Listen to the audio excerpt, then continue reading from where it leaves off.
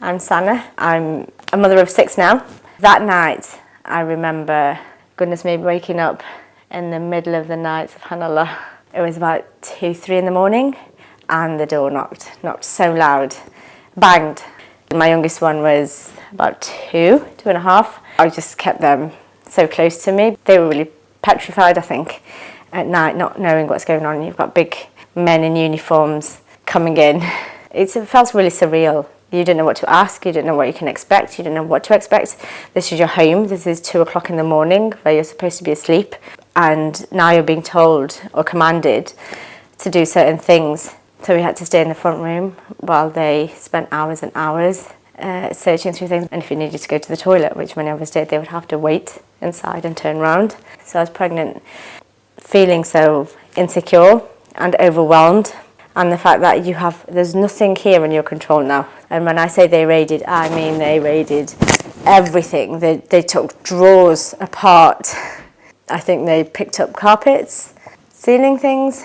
They did not leave anything unturned. We were made to feel dangerous. SubhanAllah, we were made to feel like we were in some way going to cause so much destruction or with some kind of threat. And I was thinking, we're here in our pyjamas with women and children. You know, you're not allowing us to speak unless you give us permission to speak. And yet you're coming here to make out like we are the danger. It was almost like out of a film. They were bang, bang, bang.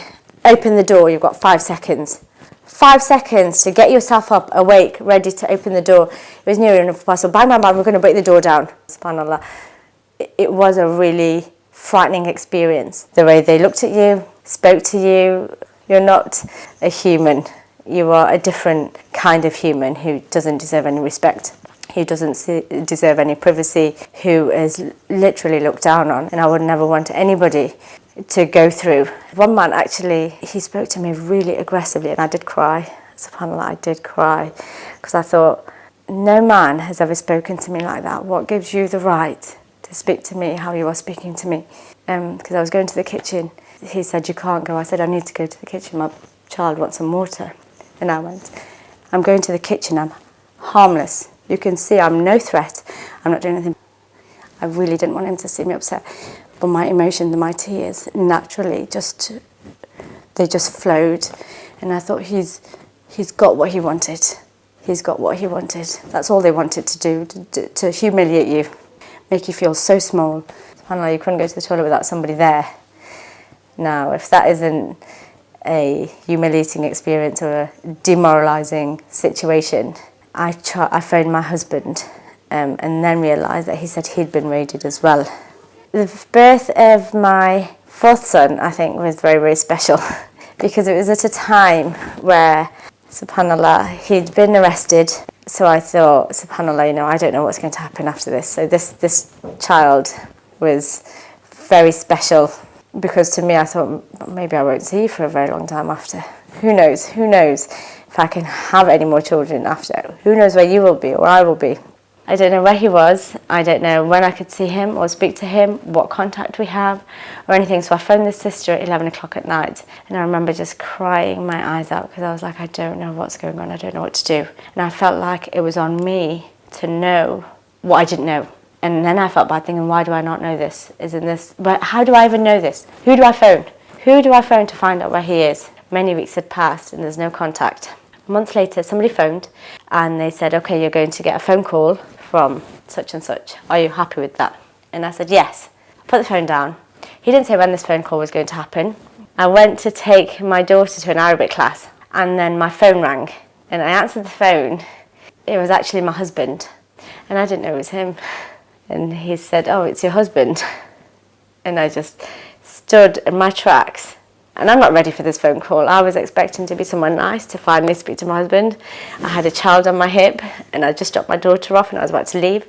And I have this phone call and I just cried. I just stopped and I just cried because I thought it's been so many months and I've actually forgotten what my husband sounds like. And then I felt guilty thinking, how can I forget how my husband is, what is going on? And I just cried. I just cried. Yeah, that was the first phone call after months. And bear in mind, I didn't know where he was, I didn't know how he was. And I'm thinking he doesn't know how I am or how the children are. And this is the worst timing to phone me. I was thinking, I'm not ready for this now. But I look back and I remember that like it was yesterday. After he was taken, everything fell on me. Managing all the bills and the shopping and the food and everything, it all fell on me. And it was all kind of new.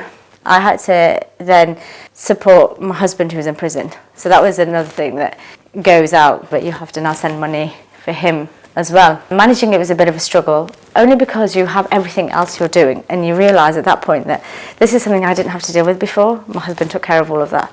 I was just a mum and I liked being just a mum. But right now I have to now do all the other aspects, which was new, so I had to just get used to that, working within a certain budget, and if things didn't fall into that, well, we would go without. Simple as that.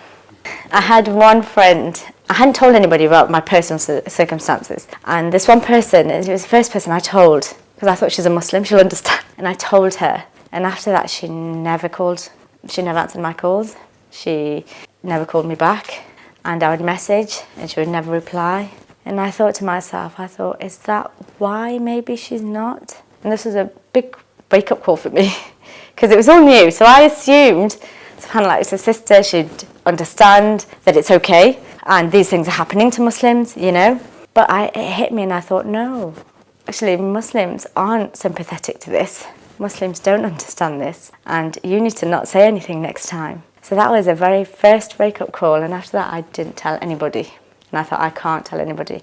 Where I thought that the Muslims would support the Muslims and they would give them the benefit of the doubt. That changed everything. That changed my perspective. That made me realise lots of very important things, actually. SubhanAllah, yeah. I think it was another couple of months because they have to do so many checks and so many things. And I'm coming from North and this is in London. I think I only did the one visit.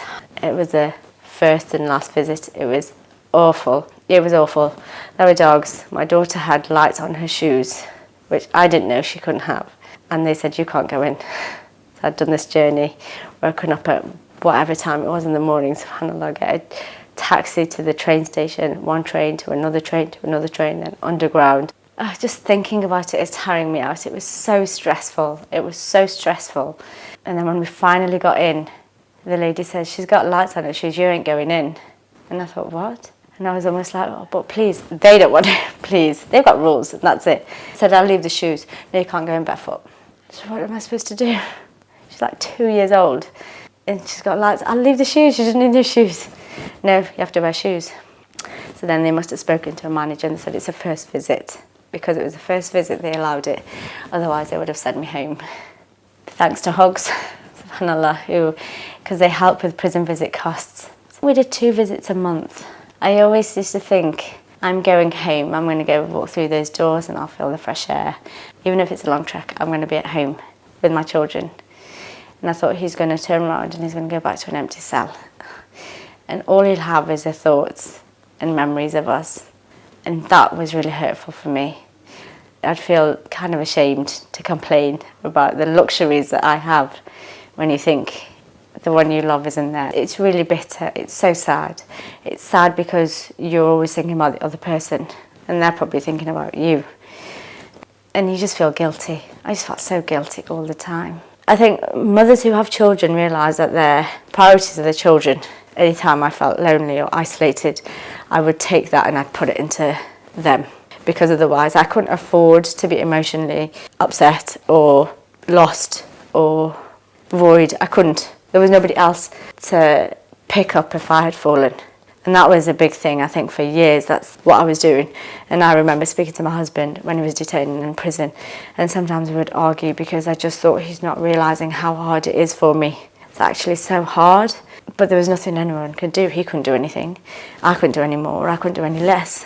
And I think that's a strain in itself. So it brought so many different angles of difficulties and strains that you wouldn't imagine, really. I think sometimes realising that I was on my own in a home with children, that's always something that plays at the back of your mind at night time when you're going to bed.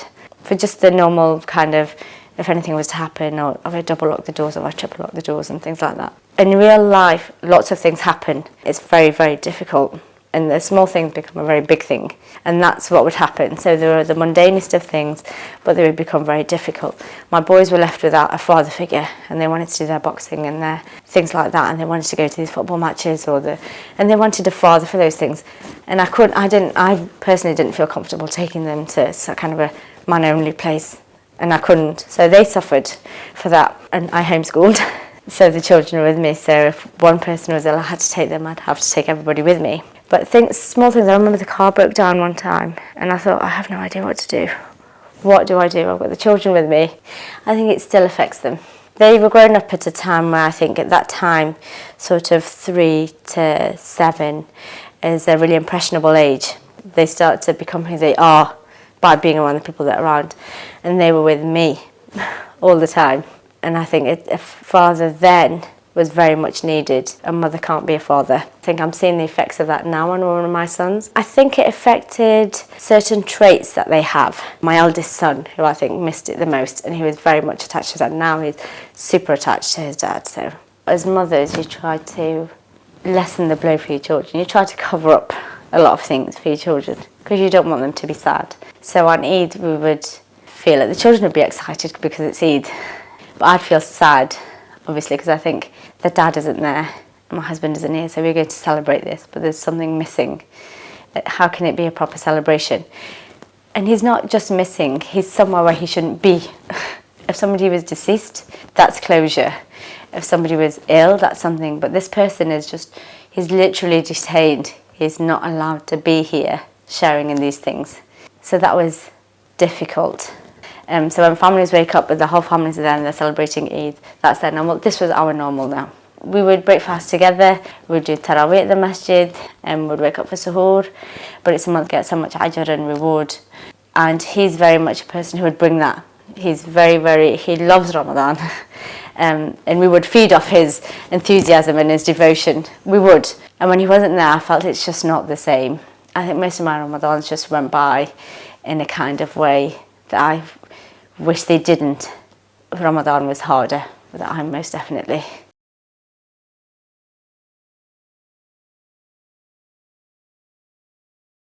Having a tag and constantly being wary of the time or the area he's in and things, and we would go out for the day, but you'd constantly have to see, are you passing any train stations? Are you passing an airport?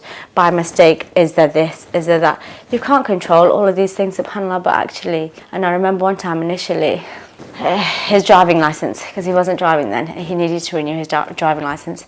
So I'd made the application, but as a mistake, or not even realising it's a mistake, I put down our address, the home address, but actually it had to be the hostel address. And I thought, oh gosh, because of recall. It's almost like my husband said at one point, I just want to go back to prison and spend the 5 years there and come out totally free. It's easier. And I think on hindsight, I would have said, you know what, do that.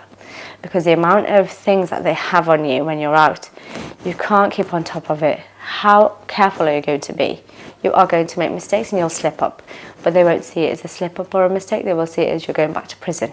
That's what it is.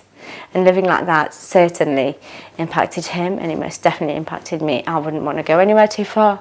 I wouldn't want to do anything that risked anything. Who's going to give you a job? He's applied, but they won't give him a job. They have his passport, and they need your passport for ID. He can't do lots of things. At one point, he couldn't have a smartphone, so any delivery jobs or any... He wanted to volunteer during lockdown on the phone to help give support to the vulnerable. They said no. I don't know why they said no, but they do. How did I hear about Hugs? I contacted them, and then they put me in touch with a volunteer, alhamdulillah, who was lovely. But then it turns out that they actually do so much more. I've never been able to express how much they are and how unique they are. On Eid days, they would send us, and I didn't realise, and it would come in the post. We'd have like packages and parcels. And I remember on the very first Eid without him, they came and the children thought, oh, it's from Abu or something. It's a post, it's presents. And they opened it and I was like, they said, oh, who is it from? And I read the card and I think it's something like, from your family. And that was so beautiful and so heartwarming. It really is another family. They don't see you any different. You don't need to be shy. You don't need to be scared, and you don't need to be embarrassed or hide or pretend. Financially, they've helped, subhanAllah, and they want you to take without feeling guilty. So they would give qurbani meat, which is a huge help. They would give cards, Eid presents, cakes, and other support, subhanAllah, that would help with the education, paying for winter clothes.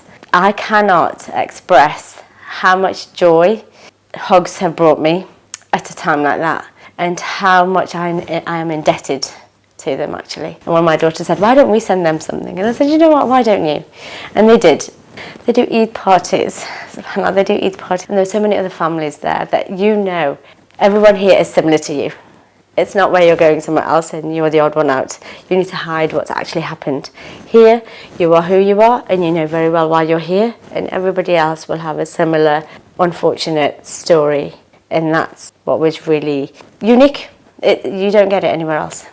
We get help with the cost of gas and electric, especially this year. It's been really cold, and the prices, obviously. They give us food vouchers every month. They gave us money for the winter clothing, so coats. Allah loves you, and He shows His love to you. And this love can be seen in so many different ways. I've put hugs in one of those where Allah is showing you that you are loved. These are here to help you and support you. Not just because they give you so much physically and financially. It's the fact that they know that what you're going through is something that is not right. If you need the emotional support, you need the physical support, you need the financial support, you will not get this from anywhere else. You won't get it from anywhere else. And that's why I was just astounded to see that there is an organisation solely for this. Everybody I speak to at Hugs is so sincere. You can tell in their voices, you can tell by their manners, they are sincere, and they're doing it for the sake of Allah. And if they're doing it for the sake of Allah, then you need to accept that. You have many, many charities, but none like this. And this is needed. You don't know how many families are suffering with this. You don't know how many families with just school children in school, subhanAllah, who are having prevent taken on them and social services involved because their child has said something. This isn't just about prison. This can happen to your own child in school for saying something and their children is taken off. They support many, many families. I would implore anybody who's watching this to give to Hugs. There are so many people out there who've made this happen, and their du'as will be with you. You give for the sake of Allah, and you will receive something so much better. Your reward will be with Allah. What your right hand gives, your left hand doesn't see. Give like that, and know that your reward is already guaranteed. There are many, many families who receive it just like me, and they can't thank you enough. Their whole life changes. It actually changes because of what you're doing. If I was to say one word is like 1 in a million.